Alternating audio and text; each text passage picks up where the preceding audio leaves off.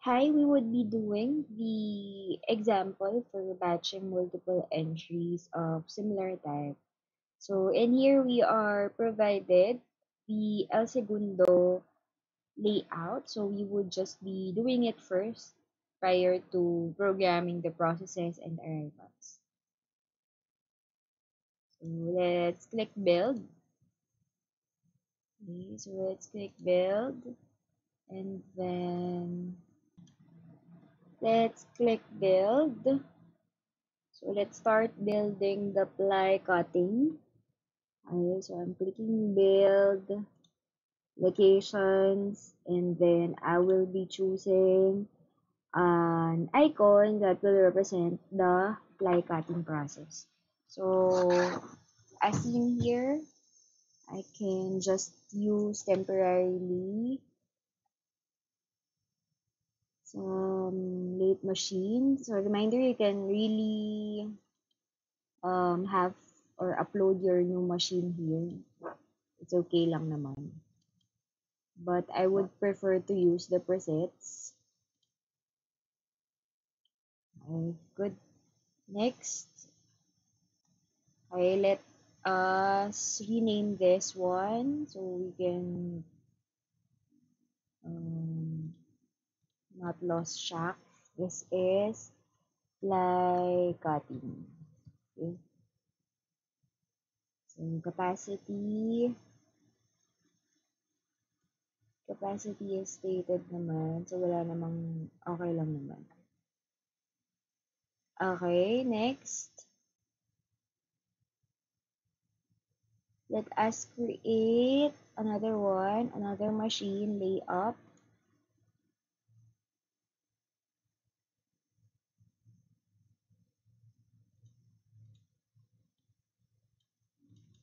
Double click. Okay, this one is layout. Okay. Next, I would also have oven. Oven, parang flat surface lang.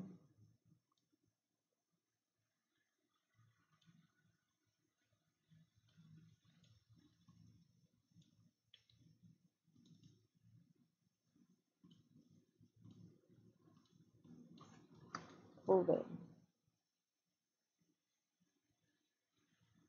Then let's have some conveyors.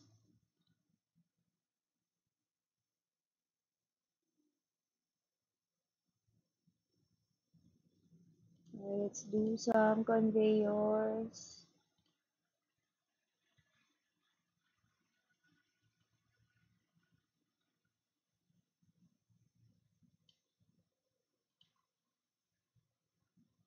May tabingi siya. Oops. Good.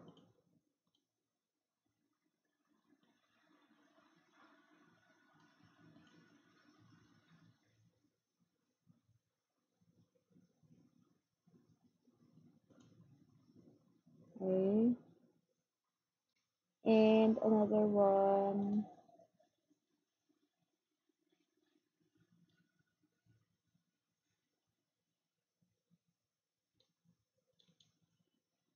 Okay. So we have the conveyors. So this is order queue.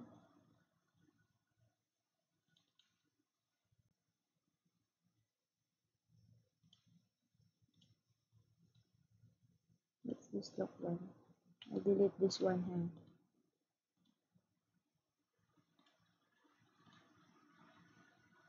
This one is ship queue.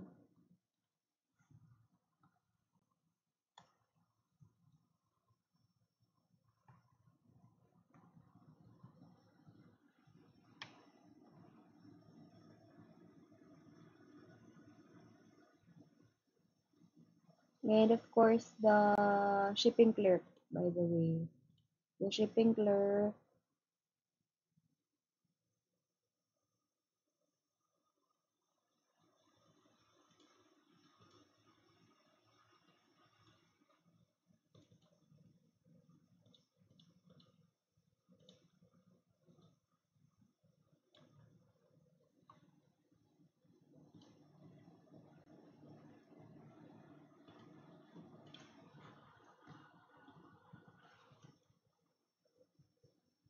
So we have fly cutting, layup, oven, order queue, ship clerk, ship queue. Okay, so we can now actually do the renaming. Okay, so let's do some names para kita natin. This is font is Courier.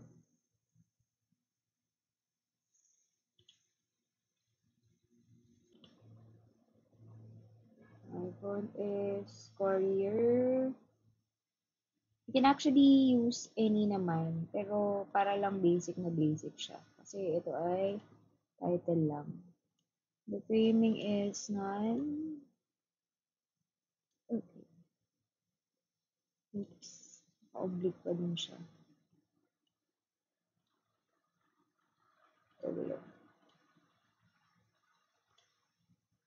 Okay, so this is block 1, which is the order queue.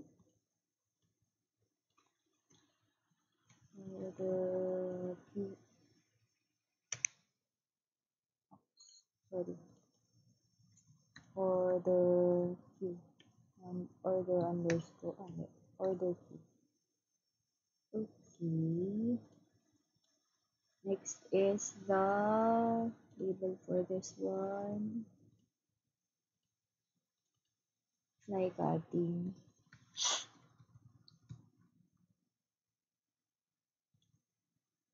Label for this one. Lay up.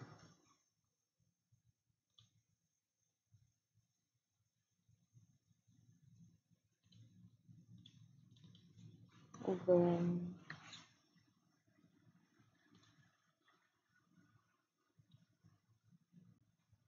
And label for the ship clerk.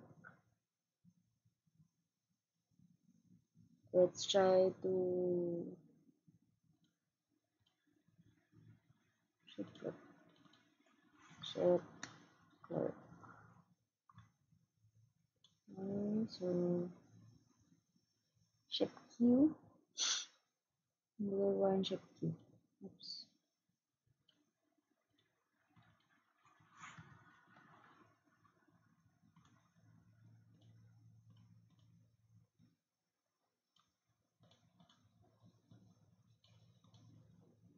Okay. So next, let us update the process and the routings. So first off, let's create the entities. Okay, so we have entities, build entities. Okay, so we would be creating raw material. Okay, so raw material, this one. Okay, so raw material, let's rename it as raw material lang. Okay, tapos as is na siya. Next, another entity. Let's have another entity. Click enter. Okay, so pili lang tayo. Kunyari, raw material lang uli yung gagamitin ko. Pero, ang ipapangalan ko sa kanya ay batch. Okay, so we have two entities to have. Okay, so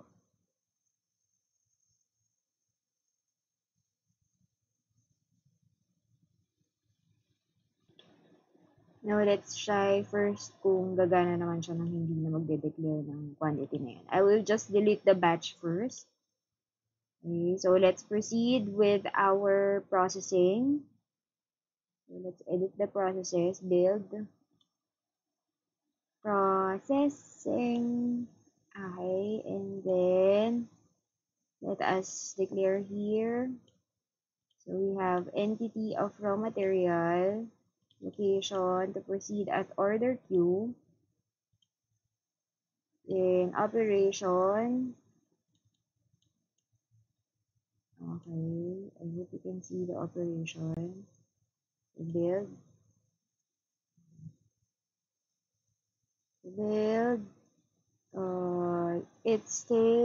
actually states, okay, so category, all statements. Okay, let's do increment. Okay, increment, double click, and then all functions.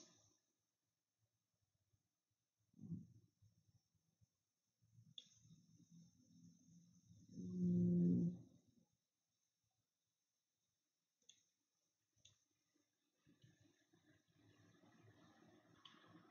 whip. Yun nga lang, wala pang whip kasi hindi pa pala ako nakakapagawa ng whip. So, let's create a variable whip muna pala. Build variables global. Okay, so let's create a variable whip. Create tayong variable. Mhm. Mhm, mhm. Okay, so this is whip. Whip.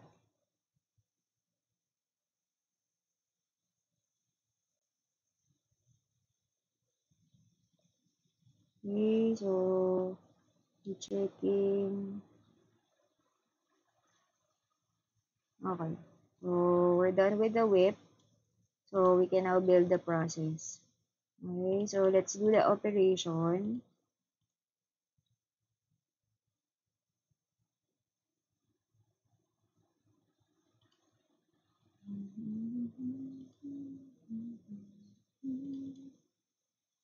Yeah, so variables with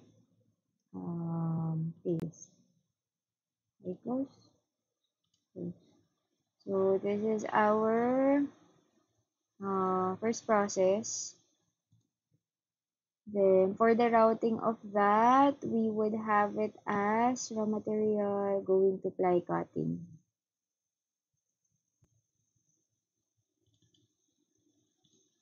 Going to ply cutting. Okay, next. So next one, let's move to the new process. Enter. So raw material going to ply cutting. Then build with uniform.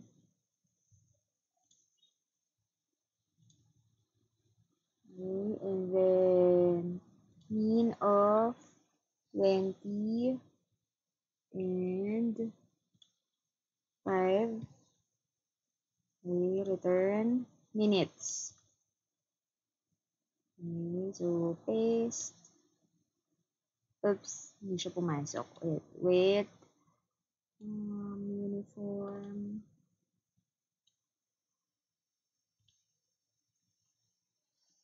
25. Return. Paste. First. Okay. Oops, I forgot the minute.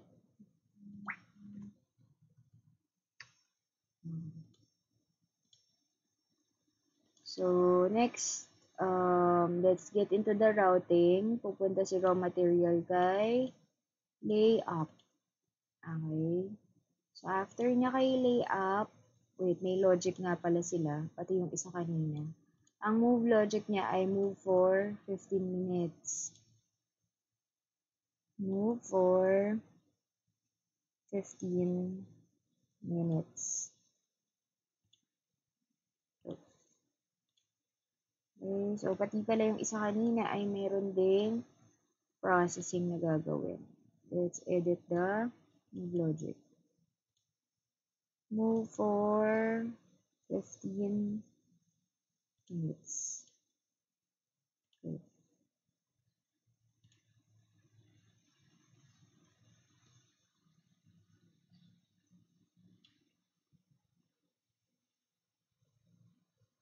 Okay, next tayo. Next processing, click enter. So double click raw material, lay up. Okay, and then with, wala tayo ng function ng operation, with uniform 30-10 daw. 30, mean of 30, 10, return minutes. Test, close. Okay, so ang processing,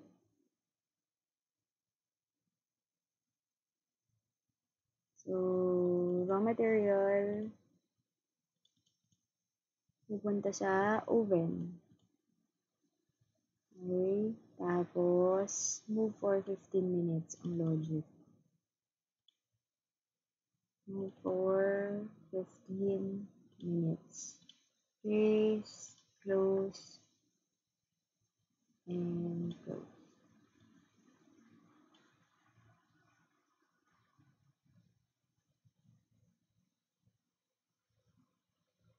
Next, let's do another process.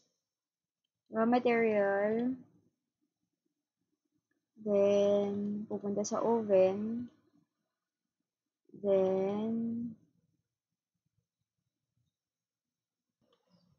okay, so let's build another one. So we would be building group 5 as a batch. There's group here. Group. Okay, 5. Quantity 5. Okay, ang entity is raw material. Yun nga lang as a batch daw dapat, no? So therefore, tama yung ginawa natin kanina na mag-create ng batch sa inyong entity. So I would be building batch, entity, batch, kahit anong icon na lang.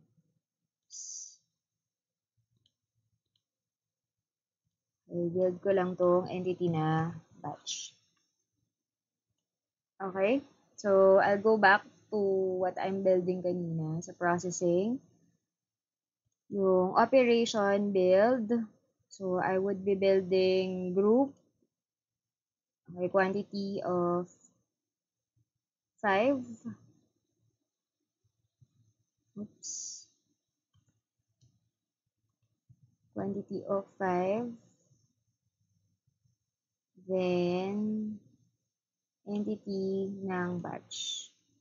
Okay, so, group 5 as batch. And then, paste.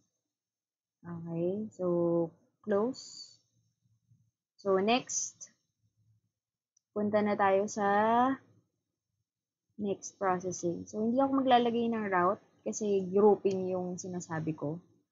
Okay? Or grouping yung aking process. So, raw material, batch. Okay, and then oven, batch in the oven. Ang process niya is wait uniformly. Oops.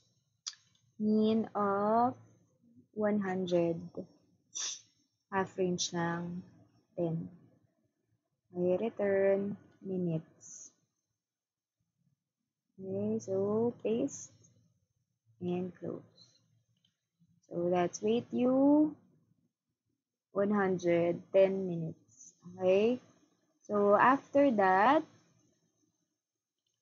lagyan pa natin siya ng isang process ungroup. So the build natin, pwede rin namang hanapin na lang natin dito si ungroup. Okay, paste. So, ibig sabihin, kanina ginroup mo siya after ng oven, after ng processing ng U110, ungroup yung susunod na processing niya. Okay? I made use of the operation box para kita na ito yung unang process, ito yung susunod na process. Okay? So, next, pwede na tayo proceed sa next process. So, enter na tayo. Enter. Okay? Balik na tayo sa raw material. So, raw material in the oven. Ang routing ay raw material pupunta na sa ship queue. Okay. Tapos, move for 15 minutes na naman na logic. Move for 15 minutes. Paste. Close. Close. Okay. Next, enter ulit si raw material na galing sa ship queue na wala ding operation. Pupunta na kay ship clerk. Ship clerk.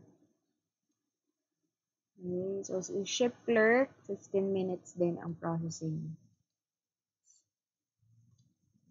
For 15 minutes. Paste, close.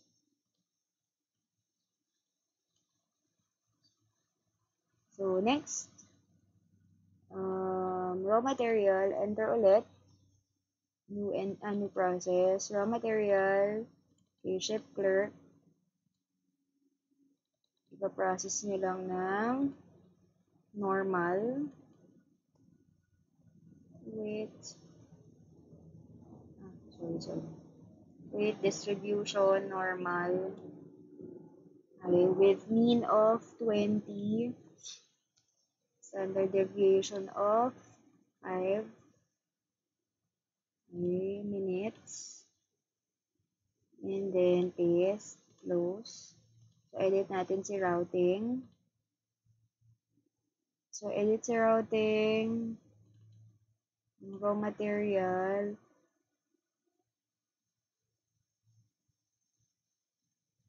Ay, pa-exit na. Okay, let's just note itong isang to. Meron pa siyang isang low. Let's put the deck na identifier. Tapos, width. Okay. Paste.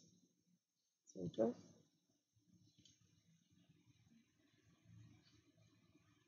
okay, so we're done with our process.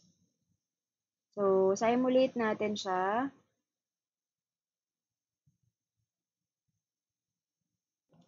Okay, let's try to run. So, let's set up the output to 1,000 hours, the simulation to 1,000 hours. Okay. Then, let's try to run. So, there's an error. It states that there are no arrivals defined yet abort. Okay, so syempre, kailangan natin, that's what's good in Pro Model. It actually prompts you kung ano yung hindi mo na-define. So let us define the arrival of our raw material. Looking back at our problem, it states that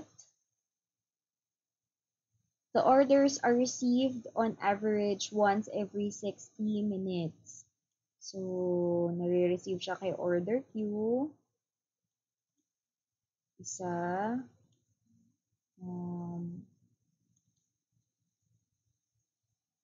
Infinite. Okay. Tapos, ang frequency ay exponentially distributed every 60 return. Every 60 minutes.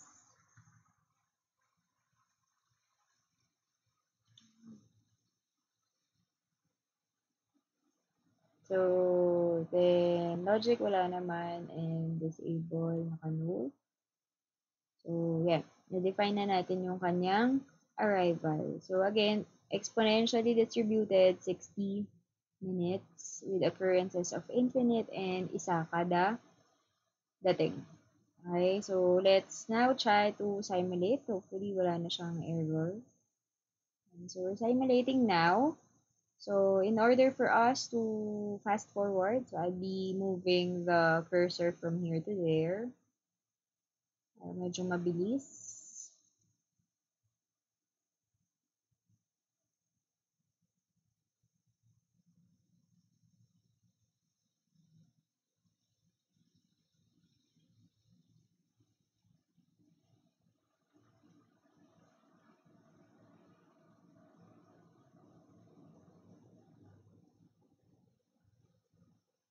Okay, let's see the results.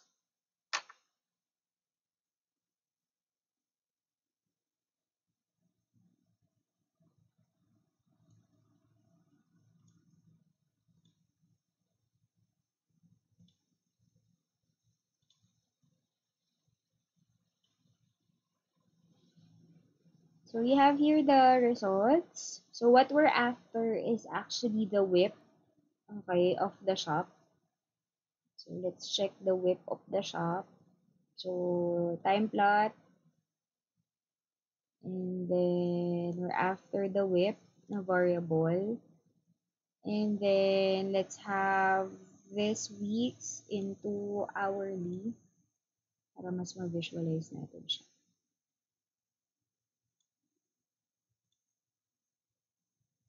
Okay. So in us, ang interval niya ay hourly. Pwede niyo mang i-weekly to kung gusto niyo. Pero ito, naka-week, naka-hourly. And then we will see that ang pinaka madaming whip ay 17, nearly 18. Okay, nearly 18 na units. But on average, let's check on average kung ilan ang whip. Okay, average total whip ay 2,084. Ang maximum value ay 19, ang minimum value ay 0, ang average value ay 7.77. So, yan yung average whip natin in the system. So, again, this is your solution for the El Segundo composites problem.